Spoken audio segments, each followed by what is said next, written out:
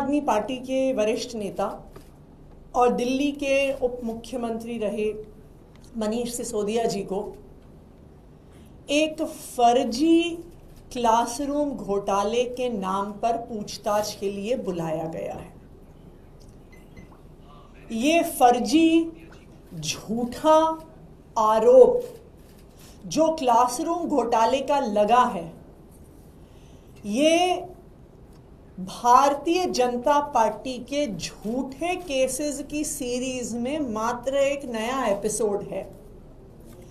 10 साल से भारतीय जनता पार्टी की केंद्र सरकार ने, उनकी अलग अलग एजेंसीज ने, चाहे वो ईडी हो, चाहे वो सीबीआई हो, चाहे वो इनकम टैक्स हो, चाहे वो दिल्ली पुलिस हो, उन्होंने सिर्फ और सिर्फ आम आदमी पार्टी के नेताओं पे झूठे केस, फर्जी केस, गलत केस लगाए।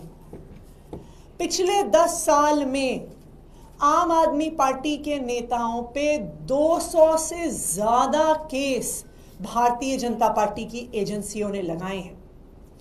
लेकिन 10 साल में ED, CBI, Delhi police, ACB, सबकी जांच, सबकी रेड, सारी फाइलें देखने के बाद भी आम आदमी पार्टी के एक भी नेता से 1 रुपए का भी भ्रष्टाचार का पैसा आज तक नहीं मिला है।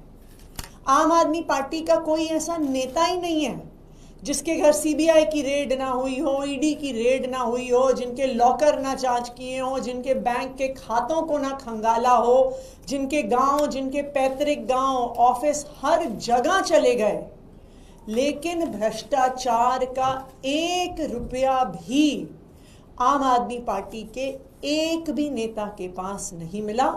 और ना ही किसी भी फर्जी केस में चवन्नी भर का भी कोई भी एविडेंस कोर्ट में बीजेपी की एजेंसीज प्रस्तुत कर पाई हैं। याद कीजिए, सुप्रीम कोर्ट ने अरविंद केजरीवाल जी को बेल देते समय केंद्र सरकार की एजेंसीज को कितना फटकारा था।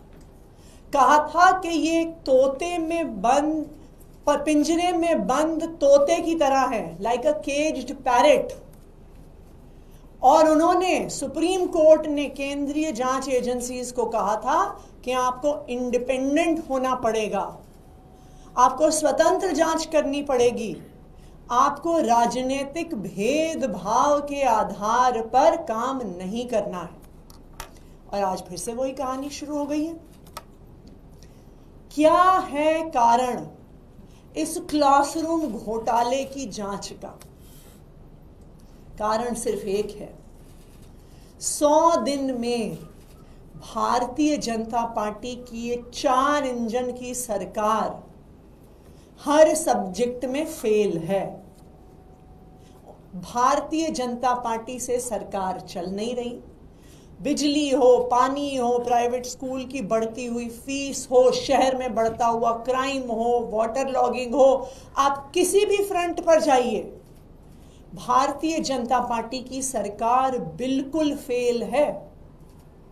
पिछले 10 साल से दिल्ली में 24 घंटे बिजली आती थी, लेकिन जब से भारतीय जनता पार्टी की सरकार है, इतने पावर कट, दिल्ली का कोई इलाका नहीं होगा जिसने पिछले 3 महीने में लंबे लंबे पावर कट ना देखे हों। चाहे साउथ दिल्ली में छतरपुर हो, मालवीय नगर हो, गोविंदपुरी का इलाका हो, उत्तम नगर हो, पश्चिम विहार हो, बुराड़ी हो, दिल्ली का कोई ऐसा हिस्सा नहीं है जहां पर लंबे लंबे रेगुलर पावर कट ना लगते हों। अब तो दिल्ली में लोग ऐसी बात करने लगे हो बारिश आ गई, इसका मतलब बिजली कट जाएगी। अच्छा जी, आज गर्मी हो गई, इसका मतलब आज बिजली कट जाएगी। ओह, आज आंधी आ गई, इसका मतलब बिजली कट जाएगी। क्या हम 2025 में जी रहे हैं जहां पे भारत की राजधानी में बरसात आने पे बिजली नहीं दी जा सकती? ना सिर्फ पावर कट हो रहे हैं, बिजली के दाम बढ़ गए हैं। एनडीएमसी के इलाके में 50% से ज्यादा पीपीएसी चार्जेस बढ़ गए हैं और बढ़े हुए बिल आने शुरू हो गए। तीसरा, पानी की त्राही त्राही मची हुई है। एक तरफ बारिश हो रही है, सड़कों पर पानी भर रहा है, लेकिन लोगों के घरों में नलकों से पानी नहीं आ रहा। दिल्ली जल बोर्ड के इंजीनियर अपने ऑफिसेज के गेट पे ताला लगा के बैठे हुए हैं, क्योंकि उनके ऑफिसेज के बाहर महिलाएं आके मटके फोड़ रही हैं। दक्षिणी दिल्ली में पिछले 3 दिन से पानी नहीं आ रहा। क्यों? क्योंकि भारतीय जनता पार्टी की सरकार फेल है। जहां पानी आ भी रहा है, पानी गंदा आ रहा है। एनजीटी के एक केस में एनजीटी ने दिल्ली जल बोर्ड से आ रहे पानी की जांच कराई और कहा कि उसमें जितने बैक्टीरिया हैं उससे दिल्ली में एपिडेमिक हो सकता है, उससे हर तरह की बीमारियां, उससे गैस्ट्रोइंटेस्टाइनल बीमारियां, उससे लिवर की बीमारियां, ये एनजीटी ने पाया। और बरसात के बाद वाटर लॉगिंग का तो क्या ही कहना। अब तो दिल्ली की मुख्यमंत्री रेखा गुप्ता जी ने कह ही दिया है कि 1.5 घंटे तक सड़क पर पानी भरना सामान्य बात है, क्योंकि कहीं सड़कों पे तवे तो लगे नहीं हुए हैं कि तवा गर्म होगा और पानी इवेपोरेट हो जाएगा। तो ये सब क्या दिखाता है? ये दिखाता है कि भारतीय जनता पार्टी की सरकार हर पक्ष पर फेल है। दिल्ली के लोग इस बात का दुख मना रहे हैं कि उनसे गलती हो गई, उन्होंने जो भारतीय जनता पार्टी को वोट दे दिया, और आज इसी वजह से ध्यान हटाने के लिए, ध्यान भटकाने के लिए फिर से ये फर्जी केसेस का सिलसिला भारतीय जनता पार्टी ने शुरू किया। Thank you. लेकिन क्योंकि आप मुख्यमंत्री रही हैं और बहुत करीब से आप, तो जो आरोप है वो गंभीर हैं। उनमें ये कहा जा रहा है कि 2000 करोड़ और स्कूलों में जो क्लासरूम बनाए गए उनमें पैसा देते वक्त अनियमितताएं बरती गई हैं।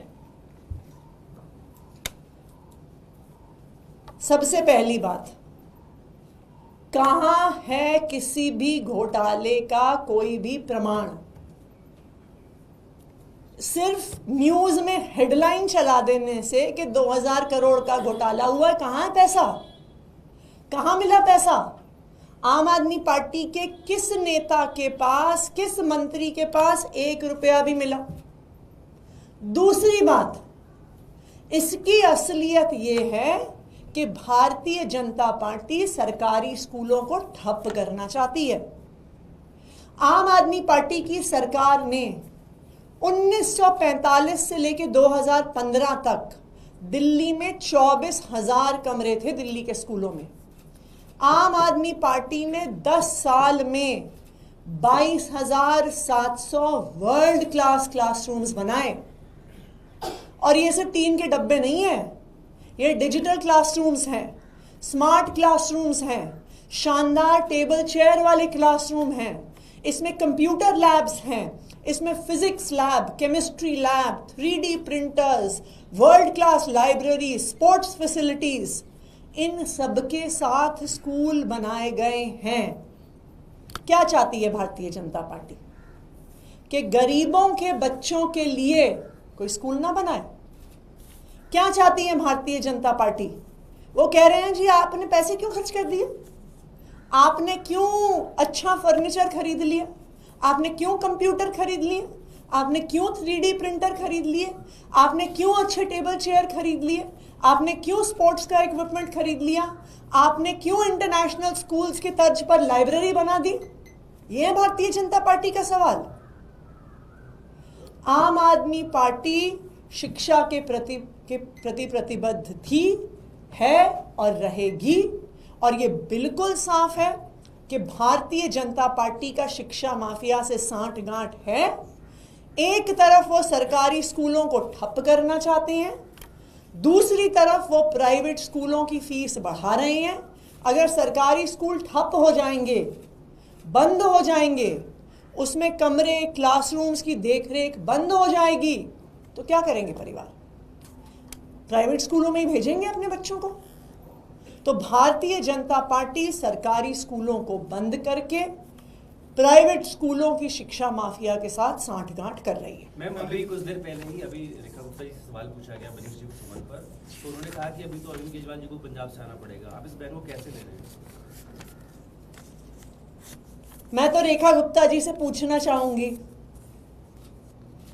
कि वो बता दें कि 100 दिन में उनकी सरकार ने क्या काम किया है मोहल्ला क्लिनिक पे पेंट करके उस पे आयुष्मान आरोग्य मंदिर का बोर्ड लगाने के अलावा।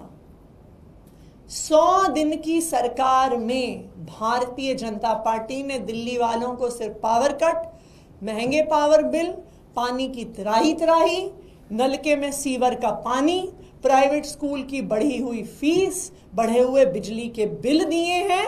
और यही कारण है कि वो अपने काम के बारे में नहीं बात करते, वो सिर्फ आम आदमी पार्टी और अरविंद केजरीवाल के बारे में बात करते हैं, क्योंकि उनके पास काम की बात करने के लिए है ही नहीं।